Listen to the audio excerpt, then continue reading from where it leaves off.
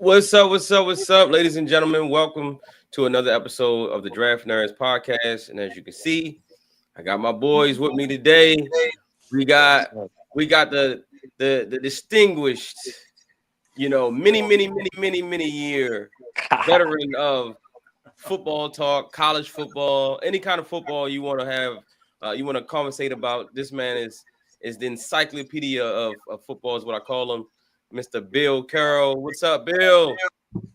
It's been incredibly exciting to get back. We've talked a little bit, both, independently and together, but we haven't had a chance to be together like this Absolutely in a while. So I'm so ready.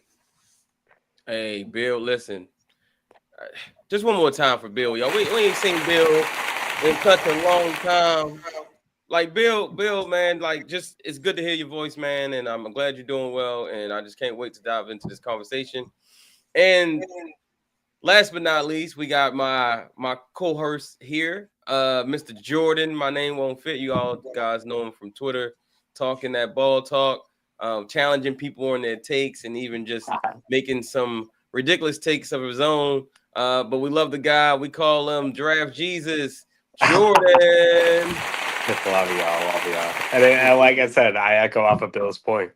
We've been talking individually, but rarely in front of people, rarely in front of all together. And like it's a good experience to have us all together at the same time. Absolutely. I know life is busy and we all getting pulled in so many different directions. So it is cool to be able to get all together on one accord. I was just speaking to these gentlemen earlier. I just got back this morning from a family trip in Oregon, and Bill called me like 3 a.m. Was like, man, we need to Call me at 3 a.m. I'm like, man, do you know that I'm on the West Coast? Are you insane? But no, man, it's good to see you guys. Good to be back. Let's do some station channel identifications. Let's pay some bills. All right. So look, y'all, thank you for rocking with Draft Nerds, whether it be on Twitter and Twitter Spaces, or on Discord, or on Twitch, or on YouTube, wherever you follow us. We appreciate you. Make sure that if you're watching this on YouTube, you hit the subscribe button. In order for us to be able to go bigger, go larger, give you more content, we need to be able to support the channel. And the way you do that on YouTube is through super chats and things like that. But we need to hit the necessary amount of subscribers in order to do so. So until then, you check the QR code in your top, is it right there, top left corner, my right, your left. If you hover over that, it's going to take you right to my Venmo account where you can donate to support the channel. Every little bit counts, and every little bit is appreciated. Even in here down in our little what we call that down there? What's it called? Our little ticker taper thing down here. We have also PayPal information as well.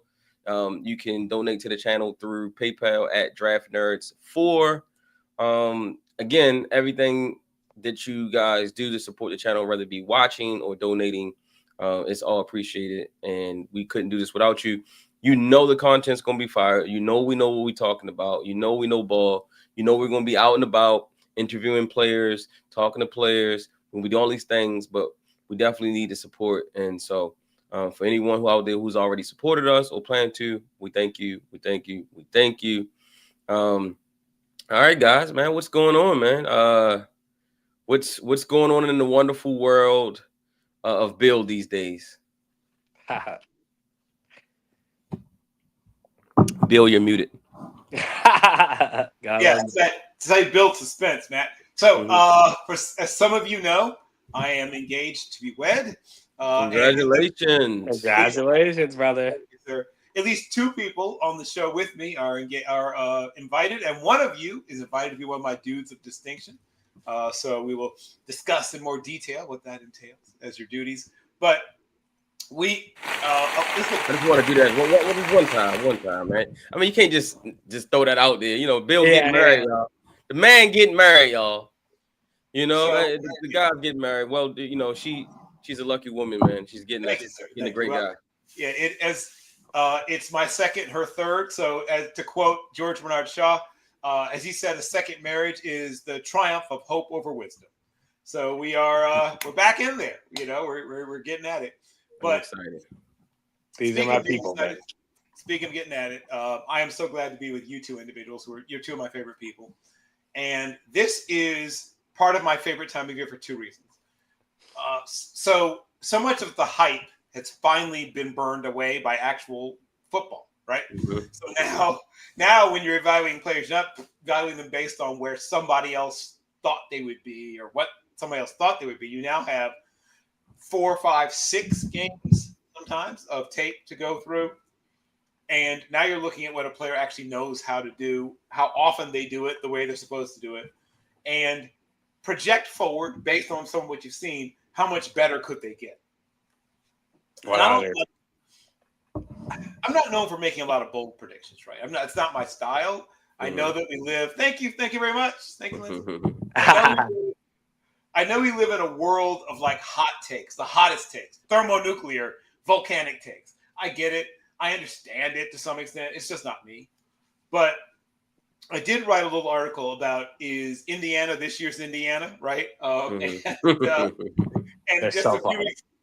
just a few weeks later, it looks like Indiana is this year's Indiana. People are sleeping on this isn't just a cool story though. People are sleeping on how good they are. They have good football players at every level of offense and defense, and sorry, SEC fans, with the exception of Auburn, and possibly Texas A&M, maybe. There's not a SEC defensive line that touches Indiana. They're better than Georgia. Yes, I said it. Their defensive line is better than Louisiana State's, better than most of the schools in the SEC. That defensive line could go up against about anybody. Now, obviously, they don't play Ohio State in the regular season this year, so we'll have to wait. But I don't see anybody not having a very difficult time against that defensive line. 3 of those guys are going to play on Sundays on their D line. 3 of them are going to play on Sundays. 2 of them might be absolute studs. They have a linebacker who's going to play. I mean, I saw Aiden Fisher before the transfer. I watched him at James Madison. And I thought, man, this guy's really good. Boy, if people watch more James Madison, they know about him. Well, now they don't have to wait to watch James Madison. Now he's in Indiana, still killing it. He's going to play on Sundays. Their defensive backs are not stars. They might not be starters, but they're going to be 2 or 3 of them will be on a roster somewhere. And then everyone loves quarterbacks. I have to address the fact that Mr. Mendoza, we watched him at Cal, and he's what I call a ball distributor, right? He's not one of those guys who's going to make you ooh and ah when you watch him play. You're not going to be like, oh, sweet God, right? He's not that kind of player. He's got some of the same qualities that made a guy like Teddy Bridgewater good, right? Calm, goes through his progressions, even when everything's going wrong. He doesn't get freaked out when things don't work out. When something breaks down, he handles it well. None of his physical characteristics are going to blow your mind. He's not the biggest, the strongest, or the fastest. But in here, in the 8.5, 9, 10 inches, whatever, from here up, he's as good as any quarterback in college football. Great. They run an offense that is sort of half and half. Like nobody's running a pro-style offense. And I hope they just retire the term because nobody's running a pro-style offense.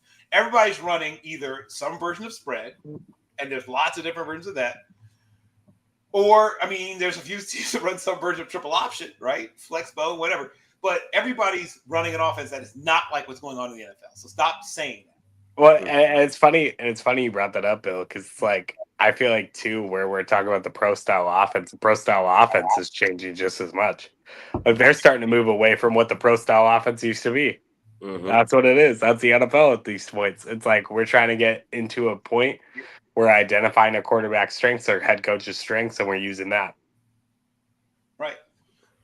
It used to be that you would have, a fullback, tailback, 1 tight end, sometimes 2, right?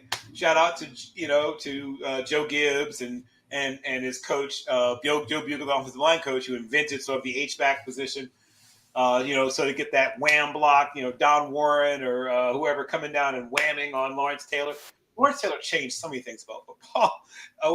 His effect reverberates like through all the years. Shout out to Lafayette High School, where 2 of my cousins, Tori and Tomas Johnson, played basketball and football with Lawrence Taylor. In fact, Lawrence didn't even play football until his junior year at Lafayette. He was a basketball player first. But back to what we're talking about. The the fact that even pro teams aren't even running pro style offenses nowadays. Mm-hmm. The things that we now look for when I look at players, right? I was talking about trying to put my quarterback rings together. Accuracy is still right, very, very top, right? Because if the ball doesn't go where it's supposed to go, I don't care what else you can do, right? If the ball's not where it's supposed to be, can you get the ball out on time and where a place where it can be caught by a receiver? Though that sounds kind of elementary, there's people who seem to somehow overlook that or make excuses or whatever. Guys who are accurate. Like, I don't know how else to put it. Like, it's hard to become. We've seen exceptions, but it's hard to become accurate late in your 100%. Right. That's what makes Joshua Patrick Allen so special, because he beat he's like 0.03%. Right. I mean, in the history from 1958 till now, of the college quarterbacks at the Division I level who, played at least 10 or more games, he's one of 3 guys. I'm not talking about drafted. I mean, who've played college football at the Division I level, who had a production profile like his, who became a successful starter. He's one of 3. So he's a massive exception. But generally speaking, guys who are not accurate don't suddenly become more accurate. Yeah, follow the rule, don't follow the exception. Right. Unless you want to try to build a team of exceptions, but that really almost never works. Yeah. And we talked about some of the coaches, right? And for those who like James Franklin, don't worry, he's going to be employed again soon. Those who don't like James Franklin, sorry, he's going to be employed again somewhere very, very soon. I promise you, both Virginia Tech and UCLA have him on speed dial. If Florida moves on from him, they'll probably kick the tires as well. I don't know if Oregon State can put together the resources to go after a guy like James Franklin, but I'm sure they'll at least ask. So he's going to be a hot commodity. Say what you want about him. He, knows how to recruit. And that's like 70% of it. The collegiate level, are you an elite level recruiter? And he is. 2, his players love him. Now, you may not love him, but his players do. His players, expressed to a person that they put it on themselves. They said, it's our fault. We should never let this happen, blah, blah, blah. He always took it on himself, right? You never will hear James Franklin blame a player. And players love that, right? Players know who has their back. He has their back. You can quibble X and O's. You can definitely quibble with his clock management. I think we all have. But those are things that you can literally bring in somebody to be in charge of on your staff, right? You can literally designate that, bring in another old head coach to be that guy who helps you with that. But he has the 2 main components that you look for in successful big time college head coaches. Elite level recruiter, players love him. Mm-hmm. Yeah, I mean, when you talk about just the landscape of college football and the coaches, I'm going to say something that may be hot takey. I don't know. I don't care. Excuse me. For me, there's more talent in the coaching ranks in college than in the NFL.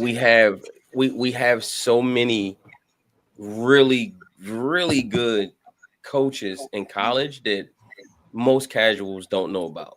And they don't get the attention because maybe they're not coaching at an Alabama or Georgia or a school like that where, they're getting all this national attention. But there is some really good coaching going on.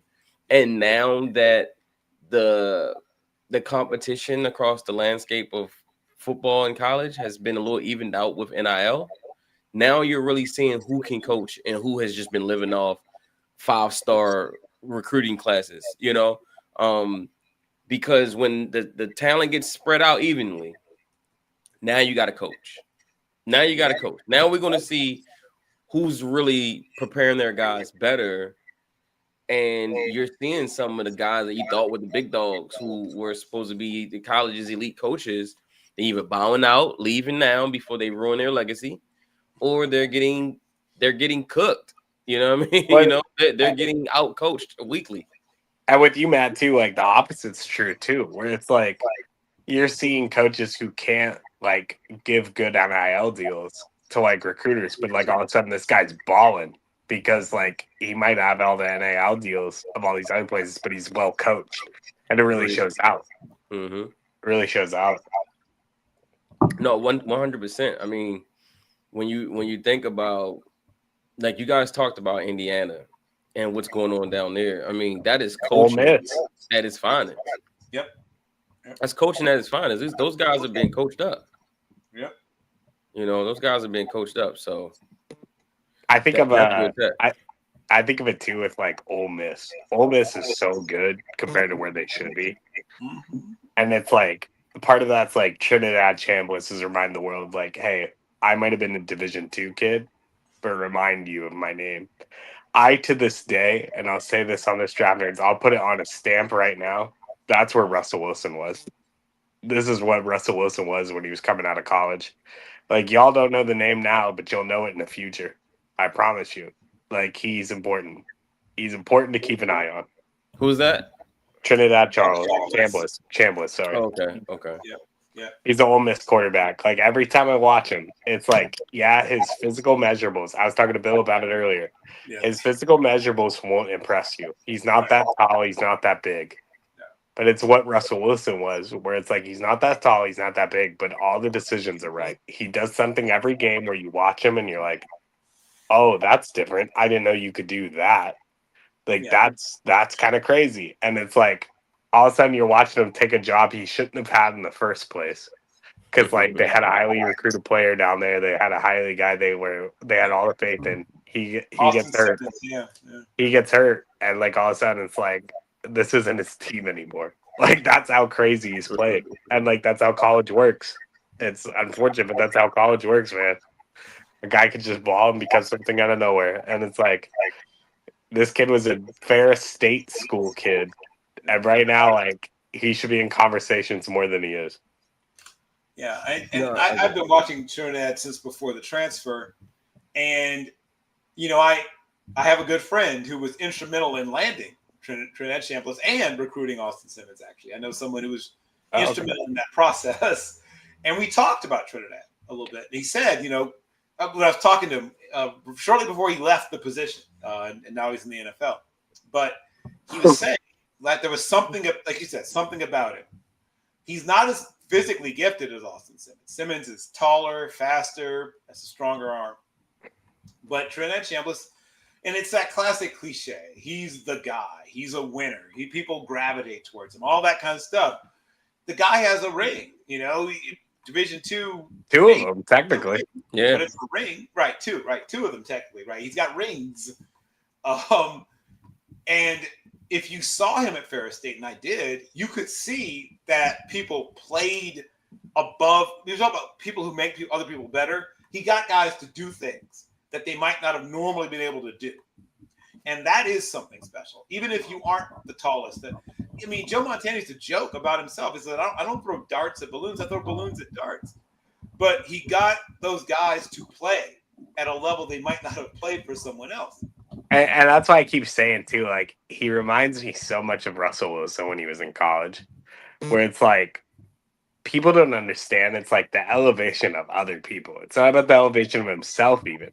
It's about the elevation of other people, where that's something very rarely that can be shown. Mm-hmm. And it's like the reason Russell Wilson beats out a Matt Flynn who gets paid this huge contract. And like people look at that now like it was like crazy at the time. But like at the time I felt like Matt Flynn was like that designated starter. Like that was gonna be the guy. Like they saw that one big game with the Packers and it's like, okay, we're gonna shoot the shot. But then it wasn't.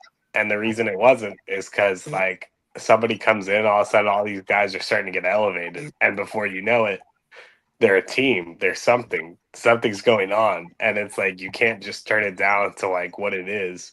It's like what it's going to become. And like you just see different guys take different steps up because of the people around them. And that's kind of what he is. Like that's really what he is. Like, is everything super impressive? No. But when you watch him, he does something impressive every single day where you're like, I didn't know you could do that. I didn't know you could do that. That's weird. That's different. I'm a full believer in it, man. So we have a question in the chat. Someone says, "Yo, Matt, who who currently is your top 5 quarterbacks that are draft eligible? So I'm going to give my top 5, and then I want you guys to chime in on this. For me, and this is no particular order. I haven't put them in an order yet because there's still a lot of information to be gathered. But right now, I would say Lenore Sellers. I would say Fernando Mendoza from Indiana that we kind of highlighted a little bit.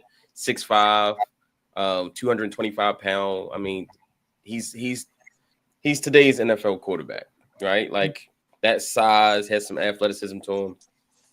He's like Bill, alluded to earlier. He's playing a pro style offense, West Coast offense.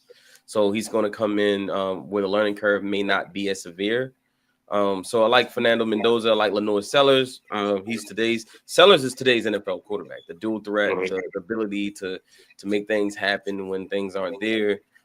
He's that guy. Mendoza, big 6'5" quarterback that you see in the league now with Justin Herbert and guys like that. And then for me, another guy I will put on that list would be John Mateer from Oklahoma.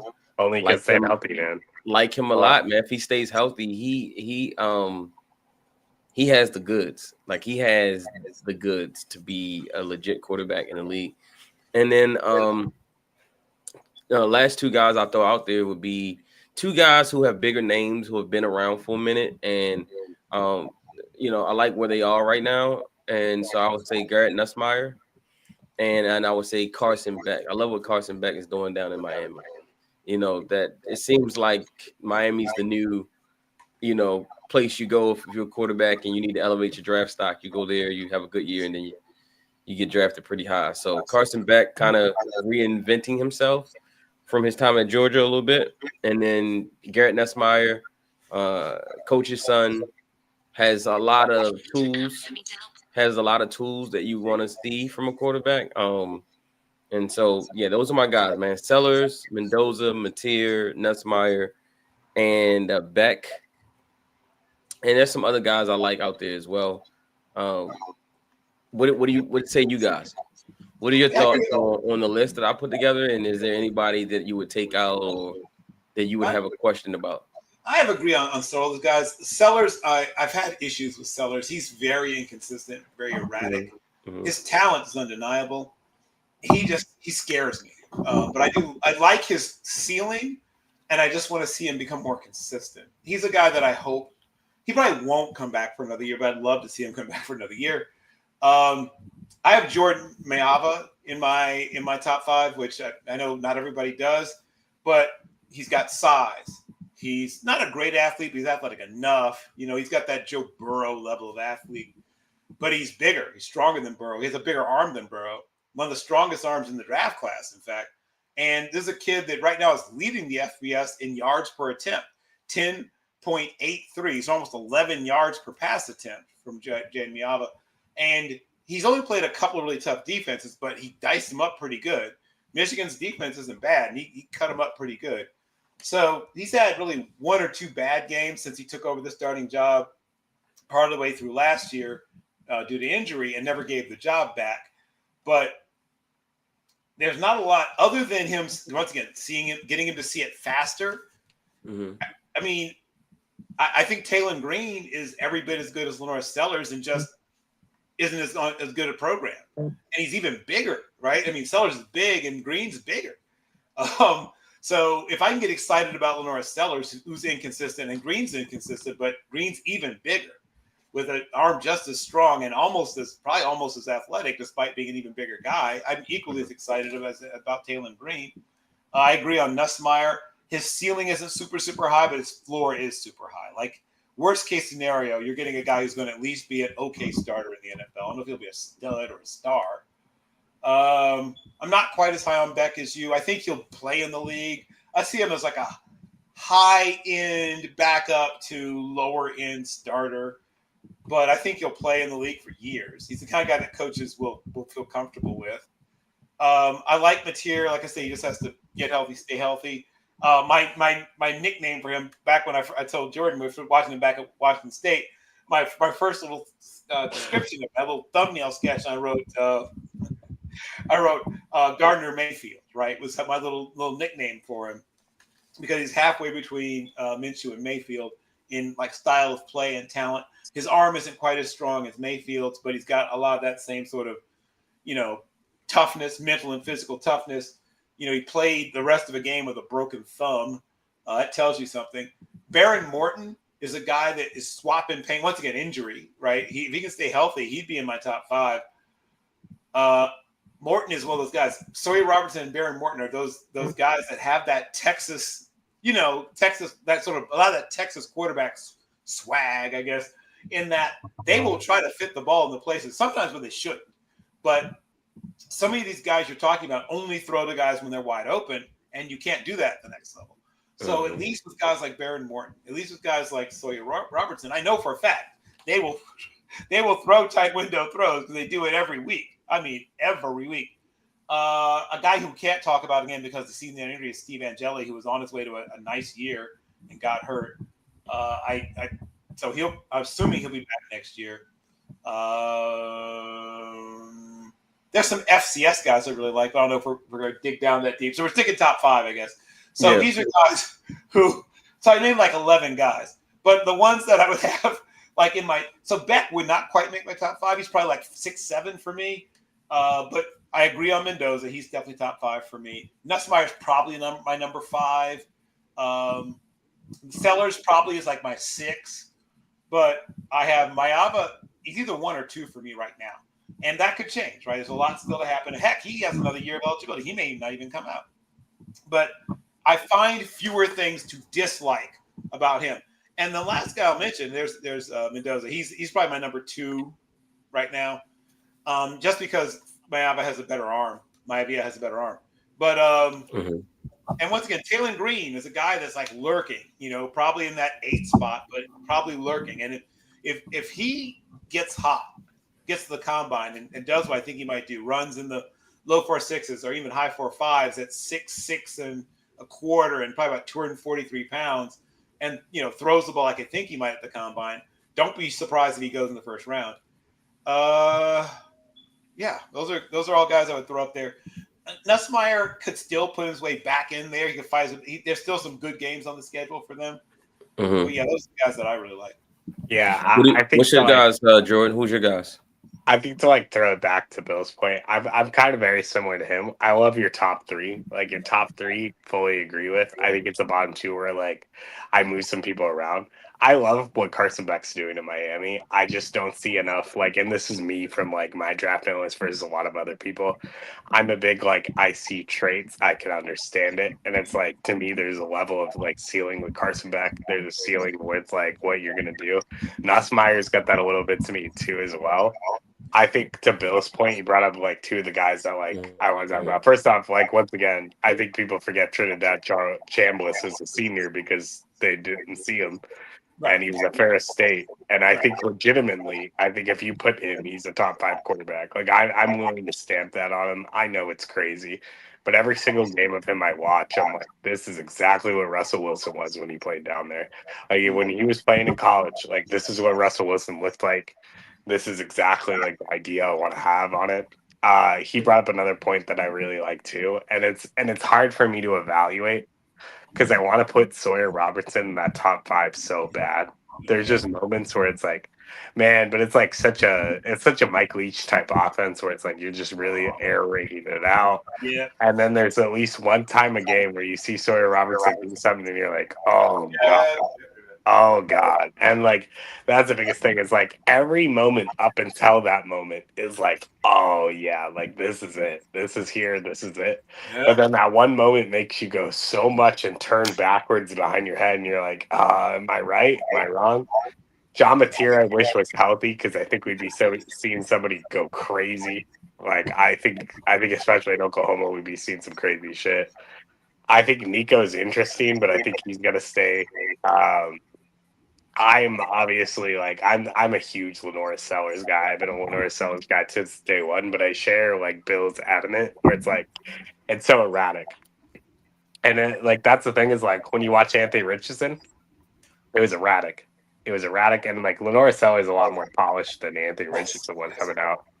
But at the same time, it's the erracy. That's like what's holding back Anthony Richardson now from being able to be something that he is, because he's so damn erratic that it's terrible. And it's like you need to calm it down a little bit, give him a college year to do it. But like at the same time, I'd still have him in my top 5 without a question. I love watching Lador Sellers play. Yeah, absolutely, man. Great takes as far as just adding on to where I see the guys. Those top 3 that I named, those are guys that I feel very confident in. Sellers, obviously, Mendoza. I want to throw something out interesting too, because like me and Bill were talking earlier before you got on the call, Matt, but like I'm surprised, but I'm also like happy because I feel like we're all like such draft people.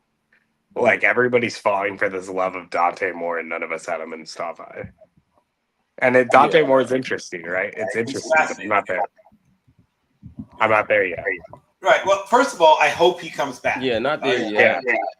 I think he has a shot to be QB1 next year. Like he's at least in the fight for QB1 next year. But first of all, he's generously listed, I think, at 206 pounds, and he's almost 6'5". So that's the first issue is, what's the thing that Baker Mayfield said? Get weight up, son. I'd like to see him at least get into the 200 and teens to maybe flirt with 220. And he's athletic-ish, but he's not a runner. So I want to see him mostly win from the pocket, unless he has to leave the pocket. Yeah. Because he's not quite athletic enough to make a living outside the pocket. This kid right here, John Mateer, he's probably my favorite QB prospect in this draft. I think he has the highest ceiling of any of the guys. I think he can be that franchise quarterback. You're talking about 6'1", 200. What is he? Mateer 6'1", 220. He's about 2 teens, like 213, 214. It's just he's about 225. If he wasn't hurt, he reminds me. Oh, for sure. But if he can stay healthy, he reminds me a lot of Justin Herbert. And if you watch Justin Herbert's college career, he suffered with a lot of the same things, injuries. Didn't quite live up to the expectations in which he was supposed to.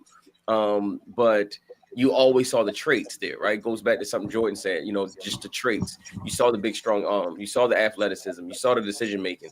You knew that if he got in the hands of a good coach, he could be a great quarterback. And I think a lot of these prospects this year are just that, right? There are guys who are good players, but they got to go to the right coach and the right system, because they can go from good prospects, I should say, to great NFL quarterbacks if they land in the right system. Yeah. And the caveat to that is if they land in the wrong system, they could be out of the league in 3-4 years. So it's the same thing on both sides. It's just like, I think if a guy like John Mateer, like for example, going back to Justin Herbert, Jim Harbaugh was the best thing that happened to him, right? He came into the league. Staley was just not the right coach for him. Just wasn't. And you saw his talent shine in spite of the coaching, but you knew that he was going to be capped off because his coach didn't have the ability to get out of him what was necessary. And then you come in Jim Harbaugh. Jim Harbaugh is a former NFL quarterback. He understands the position. He also is a coach who's really good at instilling confidence in his players. He's always talking up his players. Remember the draft, 2 years ago? He said that McCarthy, what did he say about McCarthy? He said that he's going to be a Hall of Famer. He's going to be the greatest quarterback of all time. He's also said that about Justin Herbert as well. Yeah, he said he's better than Tom Brady. So he's coached the 2 greatest quarterbacks of all time. Yeah. So he's really good at speaking life into his players. Yep. And you need that, especially a guy like Herbert, man. He's got all the physical tools. Sometimes and all the mental tools too. Right? Super smart. When you don't have success early, 4.03 GPA, and was a math tutor while he was playing high-level football. Of course, but when you don't have the success early that he didn't have, you start to lose that confidence. You start to second guess yourself. Well, am I good enough? Is this league cut out for me? Am I cut out for this league? And then Jim Harbaugh comes in and it's like, okay, not only am I going to instill confidence in you, but I'm going to protect you. I'm going to build a wall around you with an offensive line. I'm going to instill a run game. I'm going to give you a defense. And I'm going to give you a passing game in which you can thrive in without having to be the superhero every week. Right. And I think a guy like John Mateer, if he ends up in a situation like that, like one coach comes to mind right now. If he ends up in LA with Sean McVay, you know what I mean? Maybe sit behind Stafford for a year and takes over. I think that's the perfect system for him. I think he looked great in that system, and they surround him with weapons. Yeah, I my comp for Mateer was more like I said, my little nickname for him was, as I mentioned, with Gardner Mayfield. But I think his NFL projection, that was my nickname for him when I was scouting him. But my NFL projection for him is more like Derek Carr. I think he's a lot like Carr physically. And once again, another guy who was injury prone at times in his career. But the coaching affected his career a lot. When he's coached well, he played at an MVP, close to MVP, near MVP level. He was playing at an all-pro level. That 1 year, he was like incredible that 1 year. Yeah, coaching. That's coaching, and situation matters. Now, you mentioned Herbert. Now, I want to defend at least briefly the coaching he had for a while. His rookie year, where he wasn't supposed to start, he's supposed to sit behind Tyrod Taylor. And then, of course, we all know about Dr. Needle and what happened. But to his credit, he and the then offensive coordinator, my man Pep Hamilton, managed to get him playing at a super high level. They moved on for Pep Hamilton for reasons I'll never understand, and his play regressed. Also, some other things happened around him, but he was on one trajectory. He was playing super well, especially for a rookie. With Pep Hamilton. He did. He played well. That's why I say I thought he shined in spite of the inefficiencies at the coaching. Not to say his coaches in general were terrible coaches. I just don't think they knew how to elevate the quarterback position.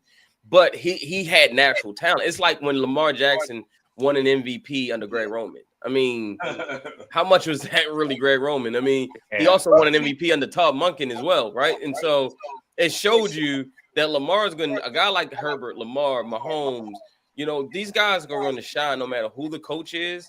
Right. But if you give him a really good coach, then you really get to see, for your Dragon Ball Z fans out there, then you get to see the guy go from, just Goku to the Super Saiyan. You get to see him evolve into that Super Saiyan, and you like, whoa, okay, this dude is otherworldly. And that's what we saw in the beginning of Mahomes' career. He landed with Andy Reid. I mean, yes, you couldn't have handpicked a coach better for him. He sits for a year under Alex Smith, learns how to be a professional, gets the tutelage from Andy Reid. They changed some of his mechanics a little bit. Right. And Eric Bieniemy gives him the tough love, right? Yeah, he had a healthy balance though. He had a healthy balance of tough love and love, but also X's and O's. Yep. And I know Ravens fans are probably watching this and saying that's the thing that Lamar's missing. Lamar's not getting the tough love. He's not. Eric Bieniemy's fully available. People, he's just a running backs coach. Yeah, Lamar's not getting the tough love. Lamar's getting the love. He's getting the fan love from his coach, but he's not getting the tough love from a hard, like someone who's just like, you stink today and you need to be better, right? Like it's. I'm from that time. I played with my coach would curse you out. Yes. And you and if you talk to your buddies, you'd be like, man, I swear coach hates me. And then coach would tell you, if I didn't like you, if I hated you, I would ignore you. Right. When I start ignoring you, that's when you should worry. But like I feel like Lamar's not getting that. I feel like a lot of the young quarterbacks don't get that. So when you do get that, you see these guys grow and just evolve. You saw the same thing with Aaron Rodgers when he got to sit behind Brett Favre for all those years. I know he hated every second of sitting behind Brett Favre, right? He hated it, right? First, he got humiliated in the draft by dropping all the way to the bottom of the first round. Then he had to sit and basically redshirt for 4 years. But the thing is that tough coaching, that, hey, son, you're not on scholarship anymore. You're going to earn your spot. That's a Hall of Famer in front of you. And regardless if you think you're better than him or not, you're going to sit here until we are ready for you to play. It ain't about you no more. You're in Green Bay, Wisconsin. You're not in California anymore. Yep. And this is the way it is. And guess what? It made Rodgers who he is. And the funny thing I always like to think about with the Packers in general is like They've done that multiple times, right? Like Yep. Brett Favre was sitting for the Falcons before that. Yeah. Like that's when they got him. That's when they got Brett Favre when he was sitting. When they were like, "Hey, you're gonna have to become this." Well, listen, it's not Gordon- even just Brett. See, people only know the Green Bay quarterbacks Yeah. that actually played and was successful. How many quarterbacks did Mike Holmgren and that staff develop over those years, right? And when I say that staff, I'm talking about Mike Holmgren as head coach, but you had Andy Reid on that staff. You had Ray Rhodes. You had Ray Rhodes on that staff. You had John Gruden on that staff. You had Sherman Steve Mariucci on that staff. You had Sherman White on that staff. I mean, this was a who's who of coaches all on one staff, and you were getting Dick Geron, I mean, coach it was it was the for quarterback back then. That was like the Harvard of quarterback school for you. It's the reason why guys like Ty Detmer ended up getting a starting job. Who was under that situation? Mark Brunell ended up getting picked up by the expansion Jaguars after sitting on that staff behind Brett Favre. And that was a funny thing because like going into that draft, I remember just sitting there and I'm like, Jordan Love is such a Green Bay Packers pick, and everybody hated me. Everybody hated me when I said that. But I literally looked at it and I'm like, that is exactly what Green Bay would do. That's what they did. It's what they do. I mean, they take obscure quarterbacks and guys who had talent, and for some reason they fell in the draft. They take them and then they sit them and they mold them. You know, they mold them and they get them to a point where, you look up and it's like, whoa, okay, we got this quarterback. Oh, how come we didn't see this coming? You know, this guy was this, that, and the third in college, and Green Bay took him, and he disappeared for years, and then all of a sudden, he resurfaces. Do you guys remember the 2024 draft? Recently, just 2 seasons ago. Mm-hmm. Yeah. They drafted a quarterback, and this is one of Bill's favorite prospects that year, out of Tulane, and he's still in that roster. And I'm just saying, watch out when you hear his name resurface in a few years. You're gonna be like, I forgot they took him. It's even less about they took him. They took him from Tennessee because Tennessee took him. You say, no, not him. He's about Michael Pratt. Michael Pratt. Yeah. Michael Pratt was really good in college. Yeah. Really good. He played at Tulane. People not watching Tulane football, but he was really good, really talented. Green Bay picked him up in like the 5th round or something like that. And like, I remember at the time, everybody's like, they did it again. But then guess what? They take him out in the Wisconsin and they make him disappear. And they just, by the time you see him again, you be like, oh yeah, I do remember that guy. He's being morphed into a robot. He's being morphed right now. Right now, they got him in the program. He's getting, he's sitting in the hyperbaric chamber, and he's being, at bare minimum, the Matt Flinham. What's it on Marvel? They creating a super soldier, so they give him the super soldier serum. By the time you see him again, he'll be a different person. That's the thing with Green Bay, man. It's like it's never about the present; it's about the future. Everything's like what they're doing 10 years ahead. Always about the future. So, talking about Green Bay and Green Bay's culture, that leads me to our next topic, which is we got to talk about the coaching that's going on in the NFL right now, or should I say lack thereof. We see Bill Callahan got the boot today from Tennessee, and his son, who was the head coach. Yeah, Brian and Bill. Sorry, that's what I meant. Brian Callahan and Bill on staff. Both of them are exiled from Tennessee. Yes. First of all, I want to get you guys' take. What is your takes on that? And do you guys expect to see more of this? My take is, and like both these people know, anybody who's been watching knows, I am the Cam Ward believer. I am the Cam Ward believer. Like that guy was my guy. And it's like, to me, watching this is just like watching the Tennessee Titans as Cam Wards and a bunch of Jags. It's like, sure, there's some guys who are like mediocrely okay and stuff like that, but like there's nothing special but Cam Ward. And it's like you watch Cam Ward And like none of these games feel like they're Cam Ward's fault. Like half of these games, Cam Ward's doing everything he's supposed to do as the number one player. Right. But it's like, and if you can't put any of that together, like your team was supposed to take that jump because Will Levis was that bad. And now, and like Will Levis was that bad. That's the thing. Will Levis really was that bad. But on the other side of it, it's like, and now all of a sudden it's a little bit more competent. It's a little bit more things. And then nothing's flowing together. That says something about coaching. And you're like, it's just so rough because it's like right now it feels like, and it shouldn't feel this way because on paper it shouldn't be this way. It's like Cam Ward's walking into a situation where he has to be a superstar at every single aspect. And it didn't feel like that last year. Like when you went into Cam Ward being the number one pick, this is a good spot for him. Like they just had really bad QB play. They had this, and now it's like the other side of it where you're flipping to it and you're like, no, because now Cam Ward's playing and nobody else is following him. That's my take, at least. When I look at that roster, and I never thought Brian Callahan was ready to be a head coach. He might be a good coach someday, but there's this tendency to rush guys. Mm-hmm. I know everyone's young. The new movement is young, Kellen Moore and Kellen Moore might be good, but a lot of these guys are just being picked before they're fully ripe. A lot of the big trend, I know it worked with Sean McVay, and now everybody's looking for the next Sean McVay. So a bunch of guys in their mid-30s to early 40s are being shoved into especially if they were successful quarterback coaches, professional offensive coordinators, are being shoved into the pipeline to be head coaches, I think, prematurely. While really good coaches who may not be quarterback gurus are being passed over. It happens every year. And is there a racial element to it? I would like to think that's not it. But there are lots of really good black coaches who just don't happen to coach quarterbacks, who don't happen to be offensive coordinators who are getting passed over. I would hope that it's just because everybody's trying to find the next Sean McVay. But what sticks out to me, you have Justin Simmons, who's a borderline future Hall of Fame defender, playing D-tackle. He's one of those game record types. But he's doing it largely alone. They have made some free agent moves. They've invested in the draft a little bit. They moved on from Kevin Byard, who was the best player in their secondary. Their secondary has not looked the same since.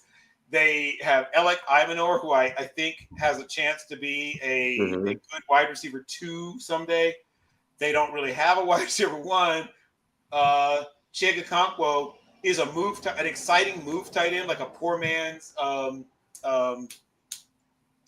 what's his name, Davis? From Maryland. He was in Maryland, built like a superhero. What is he? Brother played corner. Vernon Davis. Oh, Vernon Davis. Vernon Davis. He's a smaller, less physically imposing Vernon Davis, but like super athletic.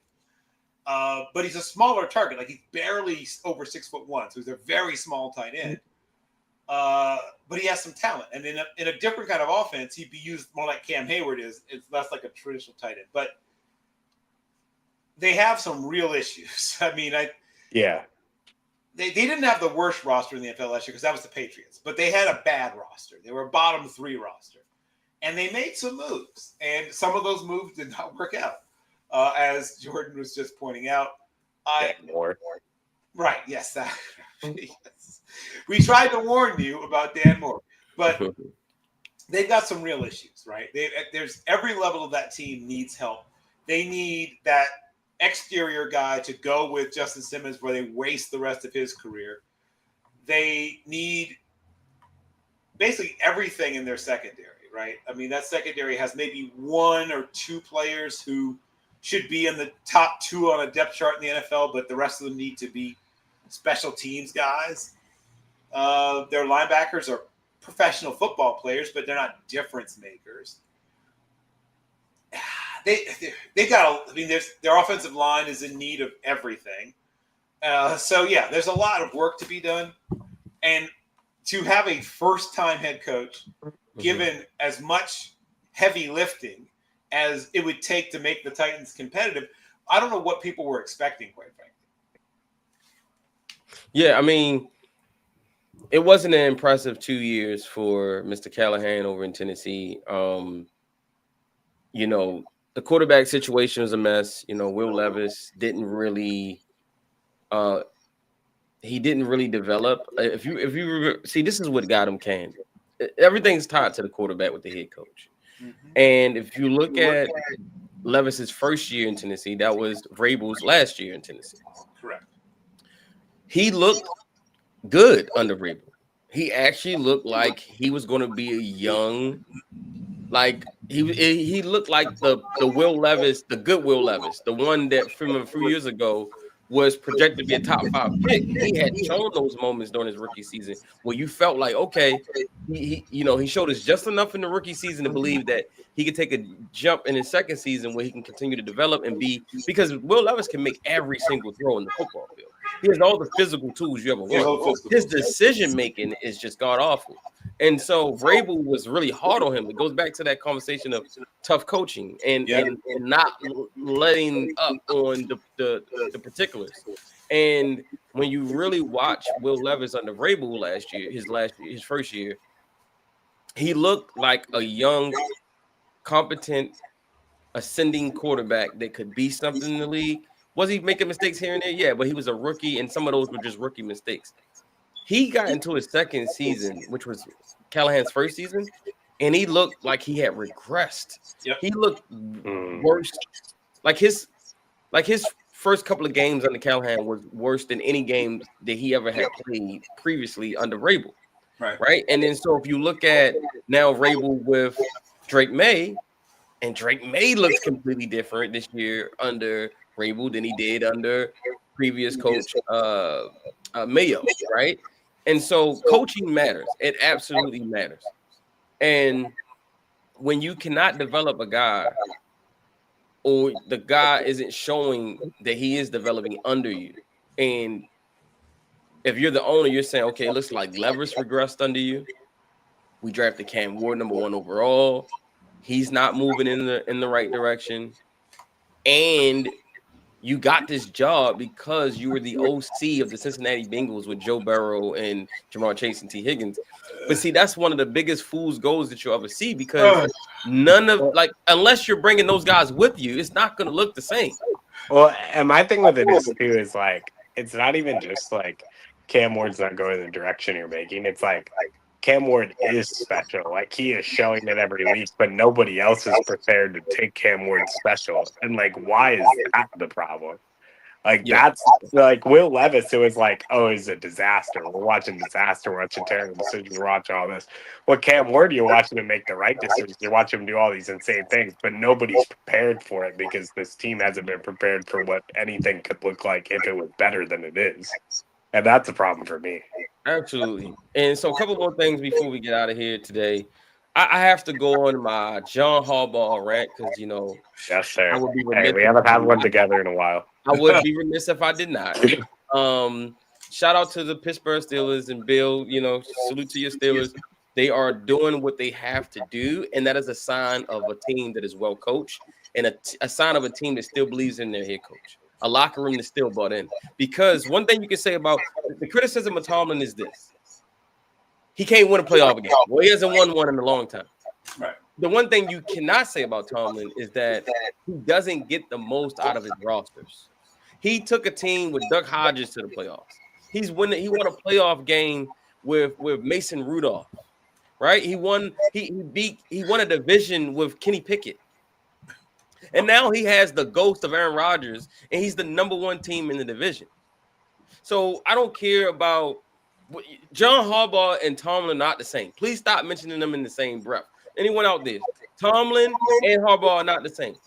One guy has not won a playoff game because his franchise quarterback, Hall of Fame quarterback, retired, and before he retired, he was pretty much shot. Right? John Harbaugh. So this is where they're different. And I'm going to just say it like this to sum it up. One does more with less while the other one does less with more. I'll say it again. One does more with less while the other does less with more. And that's just the God honest truth. The reason that people try to compare the two is they're both thought to be motivators, right? That's supposed to be the sort of catch-all term people use for essentially, if you're not a quarterback guru coach, then they put you in the motivator pile. Like whether it's true or not, that's where they put you. They figure that's the only other way you could be an NFL head coach. Oh, you're not a quarterback guru? Well, then I guess you're a motivator, right? That's almost by default. Even if it's not true, that's where they put you. And I wouldn't say Tomlin is a motivator in the sense of, I mean, yeah, he does get in your face and, whatever, but he has to. But what he does is he sets up, people use the term culture a lot, right? It's the big thing, right? Culture. But it actually applies to the Steelers. The Steelers have a very definite corporate culture, right? Mm-hmm. And everyone knows it. Everyone knows it. You know it. I know it. We know it. People in the building, people outside the building, they all know it. They all know about the little Tomlinisms. They all know that we basically build a shrine to defense every year and then hope we get enough offense. That's basically how we do things and have for, 80 years practically. When we did get a good little bit of offense going, we won Super Bowls, woo, right? But we rarely get it going on offense. That's been the problem. We haven't gotten it going on offense in about a decade. So that's why people take shots. And when your coach isn't a quarterback guy, right? He isn't known for coaching quarterbacks or evaluating quarterbacks or developing quarterbacks. That's not what he's known for. So when he's a culture builder, that's your thing. You better build it right? Because if that's what your thing is, if that's what you're known for, and then if your culture doesn't carry you through the difficulties, now people are like, hey, who coached with McVay in Washington back in the day? Right. Is there any of those guys left? Well, the thing is that that's the biggest misconception is that John Harbaugh built the Ravens coach. The Ravens culture already existed prior to John Harbaugh becoming the head coach. The Ravens had already won a Super Bowl prior to John Harbaugh showing up, right? They had already built the infrastructure of the organization, which then became the culture because the culture was those two picks that Ozzie made in his first draft, Jonathan Ogden and Ray Lewis. That was the culture. And then Ed Reed came, and that be added to the culture, and Terrell Suggs and those guys. That was the culture. All of those guys existed prior to John Harbaugh showing up. The only thing that changed when John showed up was just conveniently the year we got John was also the year we drafted a quarterback that was competent enough to help the defense out. And if you remember, John went to the AFC Championship game his first year as a head coach. What people forget about that is Ozzie Newsome and Steve Bisciotti convinced Rex Ryan to stay as the defensive coordinator when he wanted the head coach job. So Rex did the team a solid because not only did you pass me up for the job, but then you convinced me to work for the guy that you gave the job over me, right? Rex went in there. He did his thing. The defense was outstanding, as always, under Rex. Was great. It carried them to the AFC Championship game. Joe Flacco barely threw the ball in the playoffs during that time. Right. I think we won a playoff game against Tennessee where he threw the ball like 4 times. Somewhere between 4 and 6 times he threw the ball. And all they did was run the ball with Ray Rice and Willis McGahee, and they played good defense, and they went to the AFC Championship game. Right? Then Rex leaves. He goes and takes the Jets to the AFC Championship game. He go twice with a roster that was not as good as the Ravens, especially on defense. And he had a quarterback in Mark Sanchez who wasn't as good as Joe Flacco, right? And so while John got all this credit for things that he really had no responsibility for, there is tons of people who played for that team during that time, during that regime, early in his tenure, that said John tried to break everything down. Like he resented the way the team was.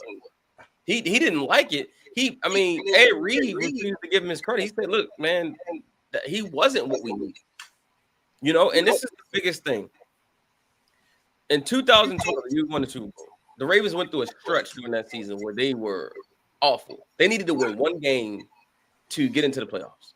Right. And they couldn't get that one win. It all exploded when they played the Redskins at the time, RG3's rookie season, right? And they lost that game. And then that was the thing that prompted the firing of Cam Cameron, right? After Cam Cameron gets fired, they put in, what's my man name from, used to be the coach with the Colts. You're talking about black coach. I know. Almost Jim. You know his name. I know. I almost just had Jim. Caldwell. Jim Caldwell. Okay, Yeah, so yeah. Jim Caldwell With Detroit. Yes, Detroit, right. And then he went to the Colts too, I think. Well, he started with the Colts first, and then he came to the. And he has a winning record, and he's unemployed, but that's a whole discussion. So Jim Caldwell steps in, and everybody said, "Oh, it was John made this great decision. He fired Cam, who he hired, and then promoted Jim Caldwell, and everything got fixed." No, what happened was there was a mutiny where the locker room had completely imploded, and it was basically done. Terrell Suggs calls Ray Lewis and says, "You got to get back here now because the locker room is pretty much cooked. Like, you got to get, there's a mutiny, like people were turning on the coach. It's over." So basically, he lost the locker room in 2012 when Ray Lewis had to come back from rehab. Ray Lewis was supposed to be done for the rest of that season with that injury. But he pushed himself to come back because he knew that if he didn't, then that season would have been lost. And all his guys would have had a lost season that they couldn't get back. He came back and he said, what can I do just going to add shock value and get my guys' attention? He said, I know what I'm going to do. I'm going to announce my retirement at the end of the season. I'm going to tell them this is my final ride, and I need everybody locked in because I know they care about me. They respect me because they know I respect them. And if they know this is my last ride, it'll be easy to coach them because everybody will be locked in because everybody wants to do this for Ray. Ray came back. He did that. Magically, they went on a run. But everybody seems to forget that, and they give John Harbaugh the credit for that and says, oh, he pulled it together. No, he did not. He lost the locker room. I'm sorry, real quick, Jordan, Bill, if there's a mutiny in the locker room of which you're the head coach of, does that not mean you lost the locker room? You lost the locker room. Yeah. Here's what I will say. And obviously Ray deserves the credit that Ray deserves. And Jim Caldwell does deserve some credit because, I mean, Cam Cameron was maybe – you guys may have complained about Greg Roman and others, but the most predictable play caller I may have ever seen in my life is Cam Cameron. Mm-hmm. I mean, you didn't need to steal the playbook. You know what I mean? Like, you kind of knew what was, 3rd and 6. I know exactly what's coming. All curls, everybody. So here's what I will say. And because you said that the culture was built. I mean, obviously, Charles Henry Chuck Noll establishes the culture in Pittsburgh. And then Cowher comes in and is a beneficiary of it. And Cowher's actually a lot like Harbaugh, right? A guy who sort of flounders around at times and kind of finds it. And, and he was sort of once again, a motivator, as they say. A guy who had previously coached special teams, linebackers, and been a D coordinator at times in his career as well. In the case of Cowher, Cowher had a couple of losing seasons. In fact, unlike who was the last team? Oh, okay. Well, we're going to get to that after you're done. Okay, we'll get but the point is that originally, though people may remember this, originally Tomlin was coming in as a quote unquote Rooney Rule. I remember that. I remember that. He was in there to essentially to check the box, and that's why I will always defend the Rooney Rule because some guys actually do get hired because of it. Mm-hmm. Tomlin doesn't get that interview if not for that because he wasn't even a coordinator. He was a DB's coach. Right. He wasn't the coordinator yet. Yep. He's a defensive backs coach. He's super young, and he's only been coaching the NFL for about 6 years. He was at Kansas State literally 6 years prior. Yep. So when he goes in there, he puts on the presentation of a lifetime. That's one thing. Right? So despite the fact that hardly anybody even really knew his name, and he was thought of as a guy who would one day be a coach. Like nobody was thinking Tomlin was ready. Everybody thought, even the Rooneys, the people who brought him in, didn't think he was ready. But getting in the room is important, people, and that's why I don't want to see the Rooney Rule struck down. Getting in the room, things can happen, but. Once again, the culture's there. He didn't change the culture or build the culture. The Steelers' culture is, at this point, almost 60 years old, right? I mean, 55-ish years old. Noel comes in, and they're terrible, right? They are awful. And in 2 years he gets them to 500. They go 7-7 in 71, and then in 72 they have their first winning record in years, and then of course they're in the Super Bowl shortly thereafter, and then the rest is history. But in 74 they win, and then they win again. But the point is that you don't have to build the culture, but when I say culture builder, I should have said maybe culture polisher, culture maintainer. Right. Yeah, maintainer, right. He's more of a maintainer than he was a builder. But Jordan, I want you to jump in real quick. Yeah. What's your thoughts? I wanted to throw something in too that I think is really interesting. Like, I think you brought it up with the Duck Hodges and like all of that point, but I think one thing that gets like misunderstood with how the Steelers are succeeding right now is, I know it was so topical to do, and I know it was so easy to do, but people are hating way too hard on Aaron Rodgers as much as we don't want to agree on it. It's like, Aaron Rodgers, and I think the perfect example to look at is watch Aaron Rodgers with Pittsburgh and watch Justin Fields with the Jets. Mm-hmm. That's a difference of coaching. That's a difference of culture. That's the difference of understanding. Because, I never thought Aaron Rodgers was playing as bad as people wanted to make him out to be, where he was this bottom 4 quarterback last year. It's like, that wasn't fair. It was like Aaron Rodgers is still, even in his swan song where he's not Aaron Rodgers anymore, there is still competency there, which is what the Pittsburgh Steelers didn't have. Russell Wilson and Justin Fields wasn't that. It was like a level of incompetency, and now you're seeing them succeed because all of a sudden the quarterback is at least at bare minimum competent, and he understands he's bought into what he is, and it's like he's trying to remind people, Aaron Rodgers is what you saw with the Jets. It's almost like a Brett Favre era of what he's trying to be, where he's like. That's what Brett Favre was with the Vikings. It's like, you forgot who Brett Favre was. You forgot who Aaron Rodgers was. And it's not the same level of who Brett Favre and Aaron Rodgers are. And Brett Favre was a lot better to this point where he was with the Vikings than Aaron was with the Steelers. But it's like, you forgot that I'm competent. You just think I'm bottom. I'm not bottom. I've won all these MVPs. I'm capable of still performing to a level. Right. It's like, you're going to take me care. We just need structure. Even older players need structure. And I think the Jets were too happy to have Aaron. They were like, oh, they didn't act professional, to be honest. The Jets did not act like a professional organization with Aaron Rodgers. They act like Aaron Rodgers was visiting a high school team, and they were just so in awe of him. Oh my God, we got Aaron Rodgers. Oh my God, he's here. He's at our school. I can't believe he's here. Bro, you're an NFL franchise. Well, and it's the same. He works for you, but it almost seemed like they were working for him. Right? And it's the same. And that's where that thing went left. And I think it's the same to the other side right now. It's like, you pay Justin Fields this money, be like, yeah, you're him. As opposed to here's competition for Justin Fields. Because Justin Fields has not shown that he's not worth going against competition. Right. Absolutely. Let's jump into these questions before we get out here. John Harbaugh did briefly coach defensive backs with the Eagles, but he's mostly been a special teams guy. He did. He coached DBs, I think, in college as well. But let's go to 2 questions. So we got a couple questions. So Walt says, who was the last team that picked in the top 10 to go to the Super Bowl the following season?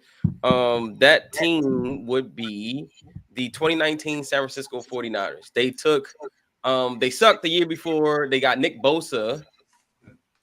You know what I mean? Come on, man. You suck, and then you get Nick Bosa. After you were just a good team the year before, you suck for a year, you get Nick Bosa, and then you're in the Super Bowl. I also think the Bengals had the number one. They didn't have the number one pick. They had a top 5 pick. Yeah. The year they took Jamar Chase, and then they went to the AFC Championship game. They went to the Super Bowl the same year, which was Jamar Chase rookie season. Yeah. So the 2019 49ers and the Cincinnati Bengals. They didn't win though. They went to 2021. I think it was 2021 where they took Jamar Chase. It was 21. Yeah, because that was Baker's year. So it's 2021. The Bengals were picking top 5. They got Jamar Chase. They went to the Super Bowl the same year. The 49ers picked top 10. Well, actually, they picked top 5. I actually think they had the number 2 overall pick. They took Nick Bosa because, matter of fact, number 1 was Kyler Murray to the to the number 2 was Nick Bosa to the 49ers. Anywho, the 49ers take Nick Bosa and they go to the Super Bowl. Both teams lost, by the way. The Bengals lost to the Rams, and the 49ers lost to the Chiefs, I think it was. Yes. And so, after being up by at 1.2 scores in the third quarter. Yes. Absolutely. Story that is as old as time itself, it feels like. Yep. So there's your answer to your question. So if you're thinking the Ravens could hire their coach, get a new coach, get a top 10 pick, get somebody like Ruben Bain or my guy Peter Woods or something like that, and end up back in the Super Bowl, and end up in the Super Bowl, I think that could absolutely happen because the Ravens are 1-5, right? But that roster is not indicative of a team just 1-5. That roster is way better. It's just the coaches aren't getting the necessarily juice from the squeeze that they're administering over there, and you just need a new voice. Honestly, I think when you look at it, John Harbaugh, I just don't think his words are moving anybody anymore. And here's my thing, to a lesser extent, because like I don't even think their roster is as talented as ours, but I've been saying it over the last few years. It's like the Jaguars on paper look good. It's just the Jaguars don't play good, but the Jaguars on paper are good, and now all of a sudden it's starting to look like it's kind of put together. Kind of starting to put together, Yep. I want to show you guys something. And we're better than that. So it's like I want to show you guys something. This really got my juices flowing, so I wanted to show you guys this. Oh no. Not the juices flowing. John Gruden. They got the beam on me.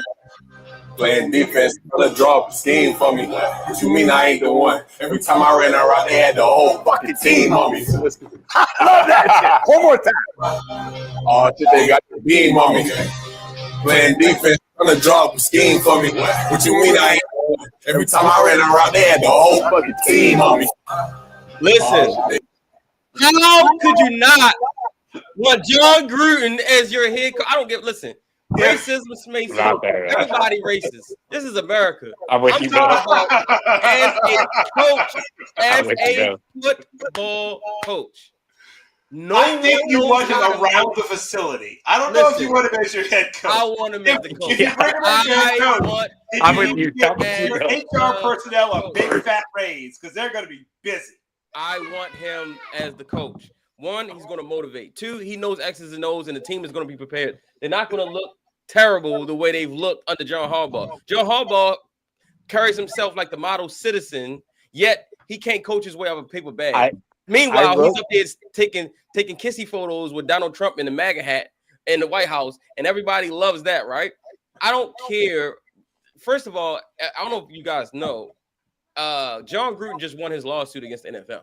I'm aware. Right, for what they did to him and throwing him under the bus when they were supposed to be investigating Daniel Snyder, and somehow John Gruden became the scapegoat for that. That's number two, right? That's the classic 50 Cent moment where it's like exactly. It's like, hey, look at him, not me. You know what I mean? The billionaire escaped with all the money while we were all looking at the $1 million coach, and the billionaire snuck out the back door. Anywho, I think one. John Gruden understands Ravens culture, and he understands Ravens culture. He's also a guy who's lost locker rooms himself. He's competed against locker rooms too, though. But he's also won a Super Bowl with a roster of a team that underperformed under the previous head coach. They failed to meet Tony Dungy, failed to meet expectations. Gruden came in, took that same roster, and won a championship with it. This is the type of coach you need now, because the Ravens are not a rebuilding team.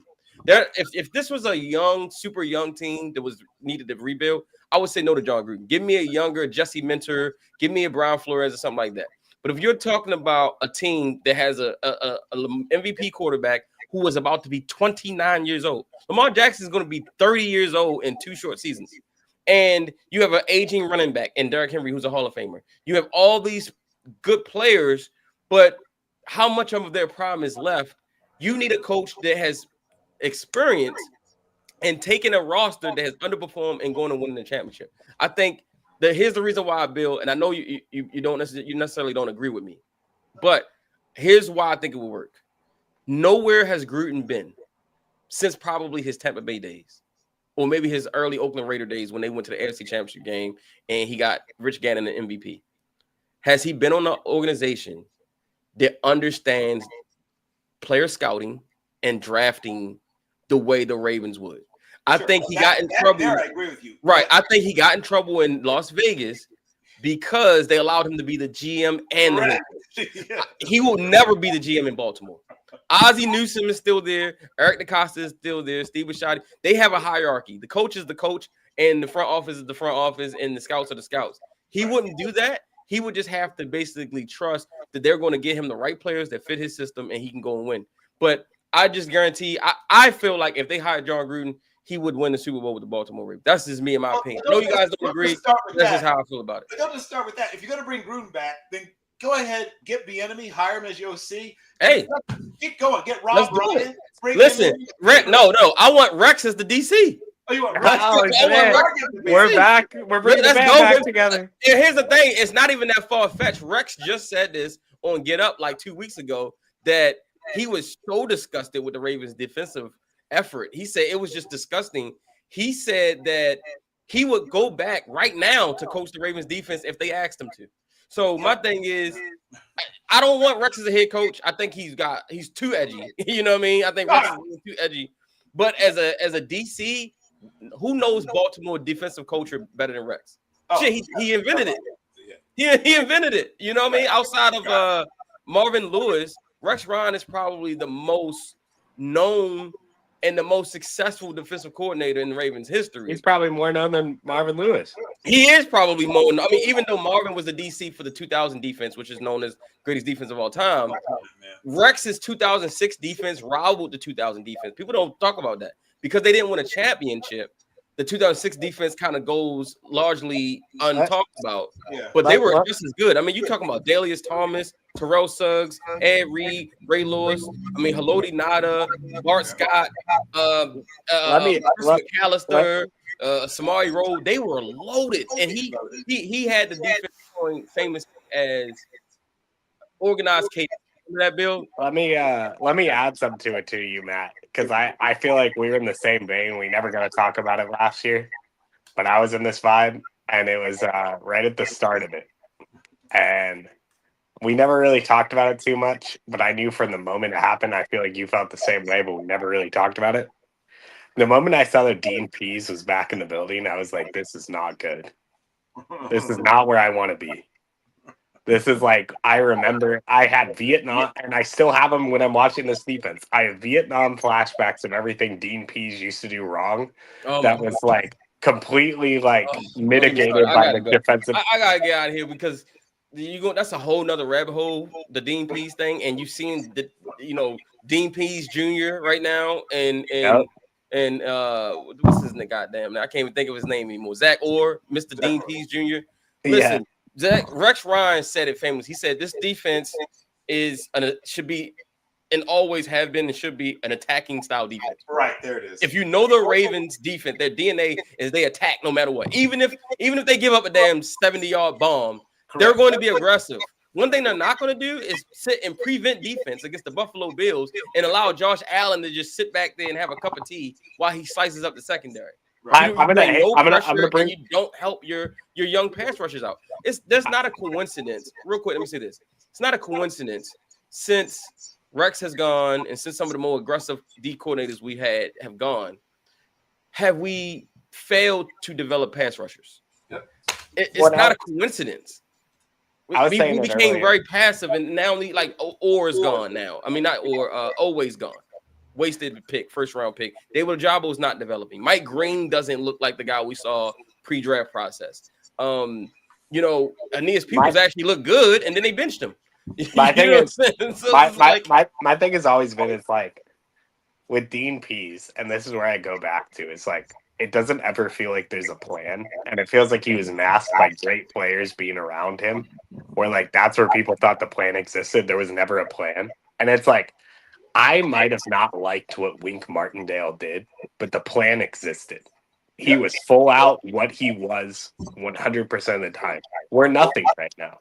We're just a bunch of like, I'm going to adjust off of this, and the adjustment's always wrong. All right, so we got time for one last question, and I really got it. All right, so this one is specifically for Bill. Who are your potential head coach for the Ravens that you'd like to see, Bill? Well, that's an interesting question. So if the Ravens have decided that they want to be a different kind of team, right? It's from the team they've been. and we'll go in a different direction. There's some people who would take them in a radically different direction. And we just mentioned that Jim Caldwell has been in the building before. He is a guy that worked with Andrew Luck. He's a guy that's worked. I mean, like he's managed to get wins with Jacoby Brissett too. I mean, he's managed to be a quarterback developer, and he has a winning record. Right? Who are you talking about? Jim Caldwell. Oh, Jim Caldwell. Winning record, and he has a winning record. Yeah, he already knows his way around the facility, so to speak. That's someone I think deserves another bite at the apple. And I don't know why he hasn't gotten another shot. The guy has won every place he's been. Is he in the NFL right now? Is he even in the league right now? No. Okay, I didn't think he so. ought to be. I'm as you know, I am completely in love with Pep Hamilton, and he's getting it done right now at the collegiate level as an offensive coordinator and play caller. But he's been a successful coach everywhere he's been. He worked with, and once again, worked with Andrew Luck, both college and pro. He worked with young Justin Herbert, wasn't supposed to start, but got him ready to start. He is a guy with the quarterback, one of the few black coaches who actually has the quarterback guru mantle. Why he isn't the head coach right now, I don't know. But Alphonso Pep Hamilton is a terrific coach. Other guys who I think deserve a bite. I'm gonna throw out two names, and then we gotta go. Yep. I want your quick thoughts, just real quick. Jordan, you can jump into Dan Lanning, Oregon.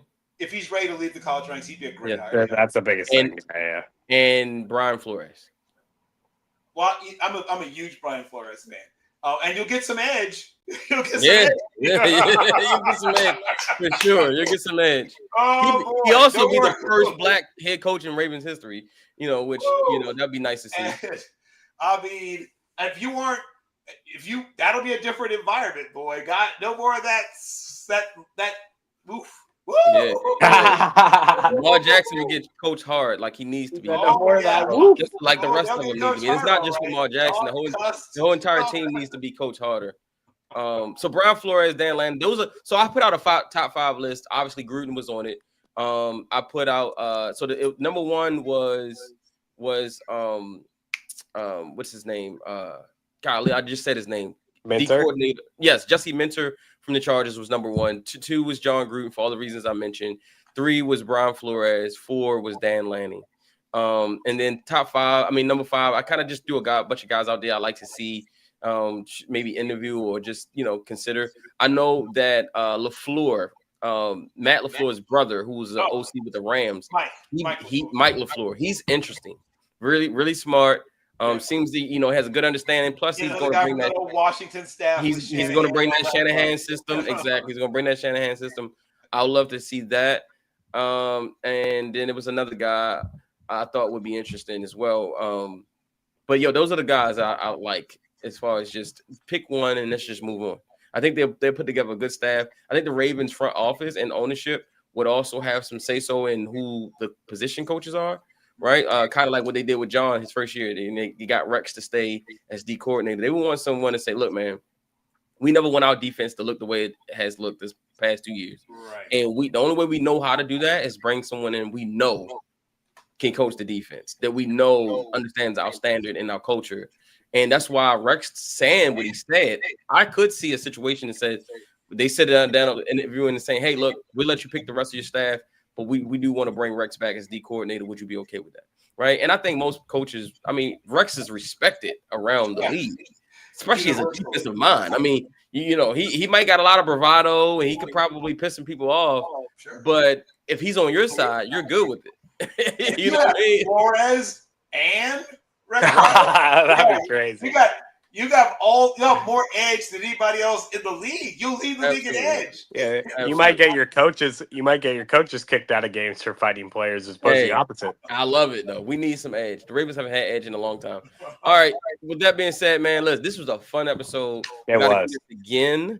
Listen, we might have to do 2 a days. We might just have to get another one in later. Who knows? I know Jordan, you working tonight? I work tonight, but it's 7 p.m. So okay, cool. We might have to get another one. I just got to go take care. I have an appointment to take care of. Gotcha. And so once I'm done that, I'll hit you guys up later. But if you guys are interested in seeing another episode and want us to come and do another one today, go ahead and shoot me a message or something. Say, yo, do another one.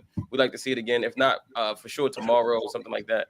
But this was I have fun. tomorrow off, so that'd be great. And I'll have tomorrow off as well. So that'll be great. That'd be fun. But yeah, man, thank you, Bill, Thank you, Jordan. This is always, fantastic to do this with you guys. And till next time, from the Draft Nerds signing off. Peace.